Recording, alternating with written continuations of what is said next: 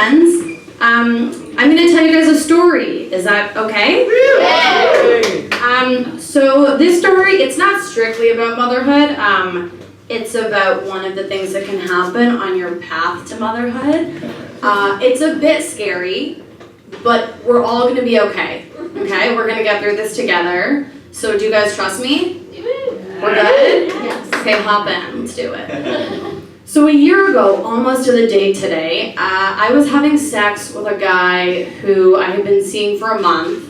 Things were going well. We weren't like, exclusive or boyfriend and girlfriend. We were fucking. I was on top, and I had my eyes closed so that I could get where I needed to go. And then all of a sudden I felt so wet, which is aces, but I felt like way too wet, because it's how wet can you get? So it's I'm gonna peep these eyes open and just check out what's going on down here.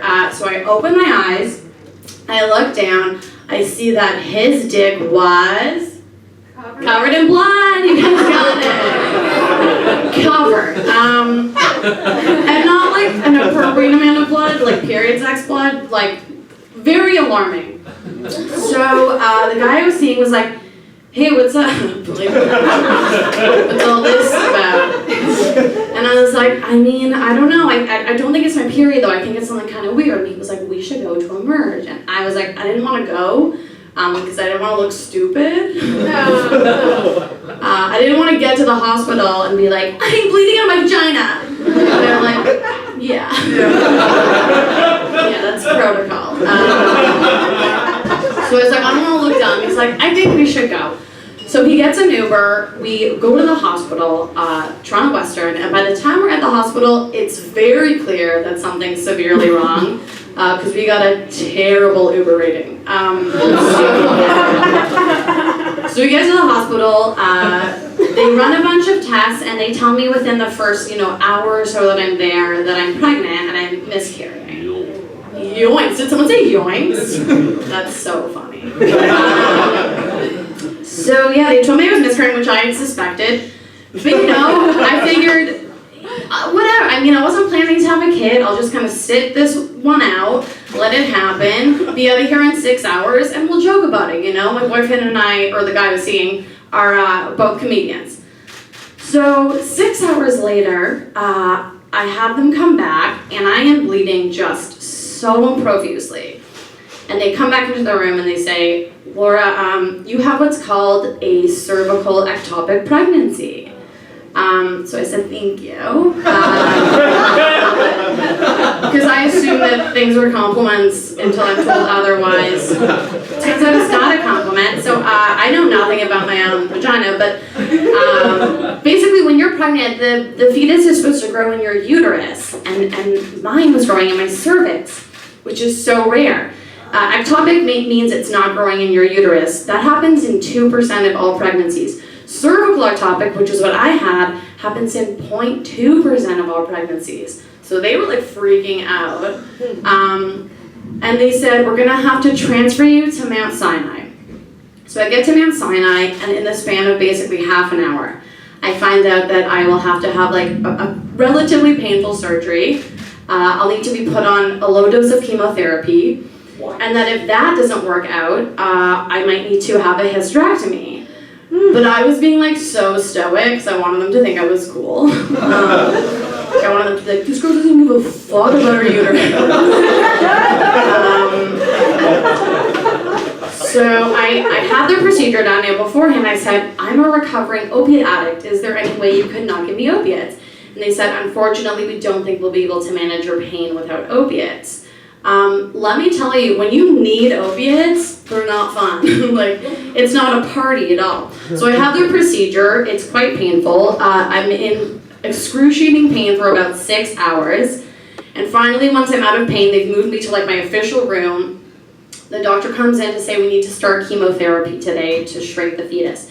Some of the side effects you can expect. It's a low dose. You might get nausea, vomiting, mouth sores, and you might lose some hair. Anyone who knows me knows that I'm the mother of 3 beautiful black nipple hairs. I ward off men that can't handle me. So I said, Doc, her name was Doc, I said, Doc, will I lose my nipple hair? And she said, yes. And I said, I will lose my nipple hair. And she said, oh, they said, should you lose your nipple hair? Yeah, you might. I was like, whatever. I was very high on opiates at this point. I was like, I'll just shave my head and make a nipple wig. She was like, get some sleep. So first round of chemotherapy. I was in the hospital for 1 month getting chemo. I was let out at one point, thought I was in the clear, had to go back to the hospital. But to be honest, I kind of have fun. It felt like I was at summer camp a little bit. And I was on this floor with like all people over 60 getting hip replacements, so I felt like so sexy and virile. And while I was there, I had a bunch of people come visit me, lots of friends, and every time a friend would come, they'd ask me the exact same question right off the bat, who's the father? And I would say, thank you so much, being in the hospital has been emotionally taxing. Thanks for asking. And then they're like, sorry. Who's the father? And I was like, first of all, father's a strong word for what this person is. More of a poor shot than a father. And second of all, I mean, I think I know who the father is, but I honestly don't know, you know? That's just like the whirlwind life of a single gal in New York City. And they were like, this isn't New York City. And I was like, I've lost so much blood. So I needed 2 blood transfusions. So they came to visit me. I had fun with my friends around the hospital. My booby, okay, my last living grandparent, God bless her soul, she came to visit me at one point in the hospital, and she said something to me that really, it really helped me and it really resonated with me. She said, Laura, just don't let this happen again. Oh no! So true, Bubby. So fucking true. So they came to visit me, but you know who was there every goddamn day, sleeping in a fucking chair, night in, night out, is this fucking dude that I was fucking for like a month. We became official boyfriend and girlfriend in that hospital. He told me he loved me for the first time in that hospital. It became like a very special place for us. So a month later, I finally am in the clear. I didn't need a hysterectomy. The fetus was finally at a size that was like, please. And my blood levels were coming back up. It was looking good, so I was let out of the hospital. And I wanted to go see the guy that I was seeing at this time at his place, and he said, let me come too. But I wanted to just like feel like a person again, so I asked if I could Uber over to his. He said, fine. Now this is the part of the story that deeply upsets people, but it's fun, and I think you guys are gonna like it. So I'm in the Uber, and the Uber driver says, how's your summer going so far? And how my summer was going so far is that I had a cervical ectopic pregnancy. So I said, you know, I actually just got to the hospital today. And he said, oh God, what happened? And I just didn't lie. I said, a complication with a pregnancy. And he was like, oh God, tell me the baby's okay.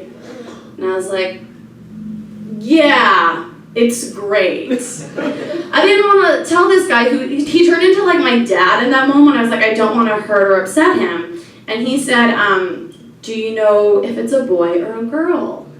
And I said, I don't care, just as long as it's healthy.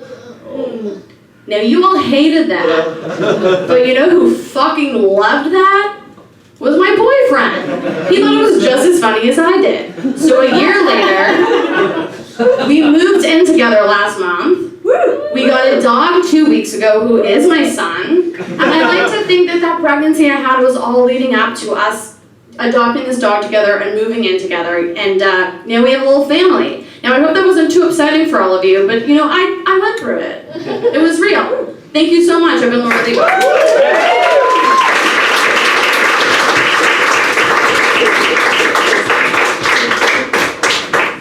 Oh, there's so many things in that I wanted to put on t-shirts too. I was like, oh, that one. And I was like, oh.